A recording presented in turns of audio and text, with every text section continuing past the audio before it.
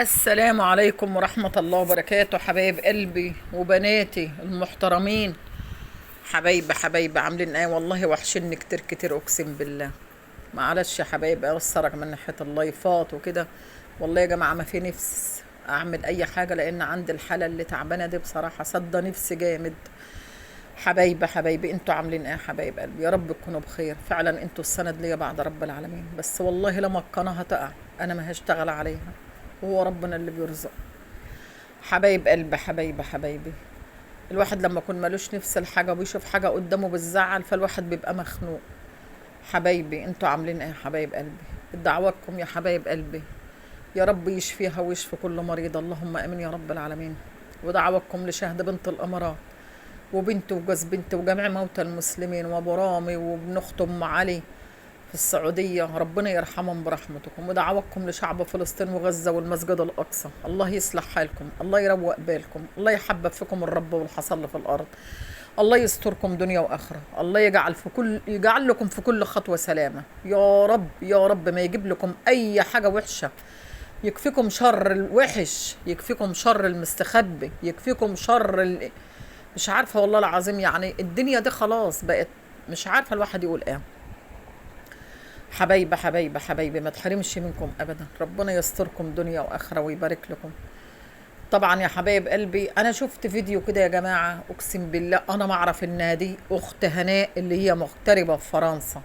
انا ما اعرفش الست دي، انا شفتها كذا مره قدامي وما اتاكدتش الا لما لقيت القنوات طالعه تتكلم عليها ان هي دي اخت هناء اللي هي مغتربه في فرنسا. طبعا هحط لكم الصوره المصغره بتاعتها هي واختها. طبعا يا جماعه شكل الست دي يا حبايب قلبي، يعني شكلها ان هي ايه، تحس ان هي غلبانه مسكينه حالتها تعب يعني. طبعا يا جماعه انا بقول لكم كذا مره الاختلاف في الراي لا يفسد في الود قضيه. طبعا انا لما بتكلم بين الاخوات الداخل بيناتهم خارج، وعمر الاهل ما يستغنوا عن بعض، وعمر الاخوات ما يستغنوا عن بعض في اي مكان، ولا عمر الدم هيبقى ميه ويصلح لهم الحال ويروق البال لجميع الاخوات اللي متخانقين، ان كان علي الدهود ولا اي حد ليه خصومه مع اخته او مع اخته، يا رب يصلح حالهم ويروق بالهم. طبعا يا حبايبي انا شفت الست دي بصراحه، يعني شكلها يدل على ان هي يعني عامله القناه ليها مصدر رزق، عامله القناه ليها مصدر رزق. شكلها بيدل ان هي تعبانه، يعني شكلها تعبان في عيشتها، يعني العيشه عندها مش متيسره يا جماعه. ما هو بيقول لك ايه، ان ما شكاش العيان الحلو يبان، ده احنا بنقولها كده على طول. فجت صورت مثلا بيتها ما عندهاش حاجات، يعني بيتها برضو يعني تحس ان هي يعني طالعه برضو بتشكي. يعني انا طالعه بتشكي من مين؟ من اختها واللي بيخش يغلطوا فيها واللي كده، يعني من عنده متابعين اختها بيخشوا يغلطوا فيها. ومعنات كلامها كده يا جماعه، يعني معنات اللي انا سمعته كمان من قنوات ان دي مستعريه منها، يعني هناء مستعريه من مين؟ من اختها الغلبانه دي والمسكنه دي. فالمفروض كان واجب عليك يا هناء تقف في ظهر اختك، تقفي وتدعميها وتحط لها على المنتدى عندك وتقفي معاها. محدش يا جماعه الضفر ما بيطلعش من اللحم. انت لا متبريه منها، انت لا ما انتش راضيه تقفي معاها. ده المفروض انت كنت تقفي معاها وتسنديها، ولو اي حد طلع يغلط فيها قول لهم حاسبه ده اختي. لكن دلوقتي يا جماعه الخير ما حدش بيدور على الاخت ولا الاخ، كل واحد بيقول نفسي نفسي نفسي نفسي.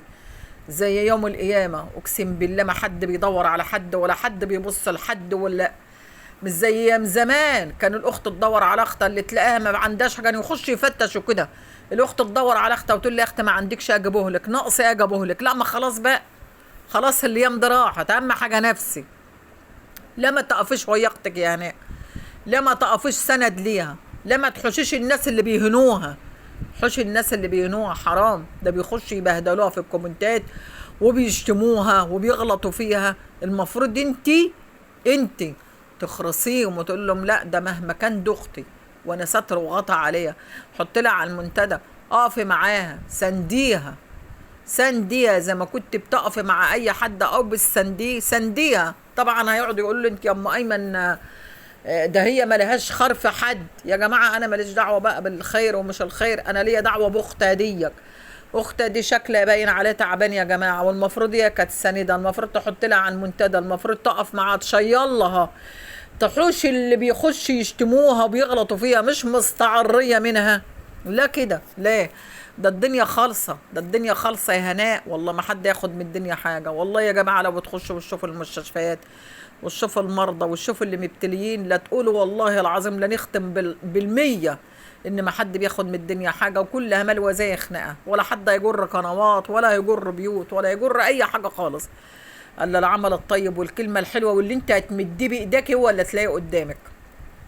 فيا جماعة الخير، الست دي صعبانة عليا اقسم بالله، صعبت عليا. هي عامله القناه ليه؟ ما عاملاها مصدر رزق ليها، لعل وعسى حد يخش ويدعمها. بتقول لها ده انت جالك ملصق او جالك توفيق لما يجي لها، ما الدنيا كلها بيجي لها، ما قنوات كبيره اهي وبيقبضوا بال100,000 وال200,000 وال300,000 وبيجي لهم الهدايا وبيجي لهم دي وبيجي لهم دي. المشكله لما تقف جنب اختك وتسانديها، المشكله لما تشوف الداعمين ويدعموها، ما هو كله بيبقى لله. وبعدين يا جماعه اللي بيدعم ده، يعني اي حد داعم بيحط الحاجه دي ابتغاء وجه الله، يعني بيحطها صدقه جاريه هيلاقيها قدامه.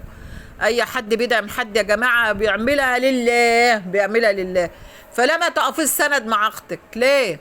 شكلها يا جماعه يدل ان هي تعبانه، عيشتها تعب، حتى شكلها وكلامها واسلوبها. اقسم بالله انا والله ما اعرف قناتها اسمها ايه، ده هي جت قدامي كده، وما اعرف ان اخت هناء لما شفت كذا قناه طالعين يتكلموا، منهم مس اسماء ومنهم كذا قناه بيتكلموا عليها، وهي نفسها طالعه بتتكلم وبتقول لك ده في متابعين داخلين يشتموني وبيهاجموني وبيحاربوني، وهي نفسها طالعه يعني ما بتقولش يعني هي نفسها اختها هي هناء دي المغتربه دي ما بتقولش مثلا للمتابعين عيب ما تشتموش اختي، ما تغلطوش في اختي، ده تبقى انا ستر وغطى عليها، تبقى انا سند ليها. لا يا جماعه الخير، كل واحد بيقول يلا نفسي دلوقتي، كل واحد بيدور على مصلحته. فانا من رايي ان انت تقفي مع اختك، اسنديها ابتغاء وجه ربنا، لله لله لله. يعني حتى لما يشوفوكي واقفه مع اختك الناس يطلعوا يتكلموا، القنوات يقولوا ده شوف اختها مش مسيبه في اختها، حط لها على المنتدى، سنديها، ما تستعرش منها، تستعر منها ليه؟ دي اختك وستر وغطى عليكي، وانتوا الاتنين. يعني انا بستعجب على كده والله العظيم يا جماعه، والله والله الدنيا دي خلاص. فبقى ايام زمان وفالسنده وفالناس اللي كانت تقف مع بعضها وفالاهل اللي كانوا يقفوا مع بعضها، ده بقول لك اهلك لا تهلك، لكن انت اصلا اللي انا شايفاه اقسم بالله يقفي معاها سنديه، حرام حرام حرام والله. ويا رب يا حبيبه قلبي انا ما اعرف اسمها، والله ما اعرف اسمها يا جماعه، انا شفتها قدامي كده. يا رب قناتك تكبر، وربنا يا حبيبتي يرزقك بولاد الحلال اللي يقفوا معاك ان شاء الله، ويسندوك ويقفوا معاك ويرزقك برزق اولادك ويملى بطك خير ان شاء الله. وده ربنا كبير، ما تتكليش الا على ربنا يا حبيبه قلبي، ما تتكليش على العبد، العبد دي ما يسويش حاجه ابدا. ده لو رزق العبد على عبد كان قطعه، اقسم بالله يا جماعه لو رزق العبد على عبد كان قطعه، لكن ربنا هو اللي بيرزق، ربنا هو الرزاق. لما بنصلي الفجر بنقول يا رزاق يا عليم يا فتاح يا كريم ارزقنا، ربنا هو اللي بيرزق يا حبيبه قلبي. وان شاء الله ربنا يقف معاك. وده فيديو النهارده كان عن مغتربه في فرنسا واختها يا جماعه، اللي هي يعني الغلبانه المسكينه دي، ربنا معاها ان شاء الله. وما تنساش اللايك والشير لام ايمن بالله عليك، وحط والله ما ليا نفسي اصور بس عشان القناه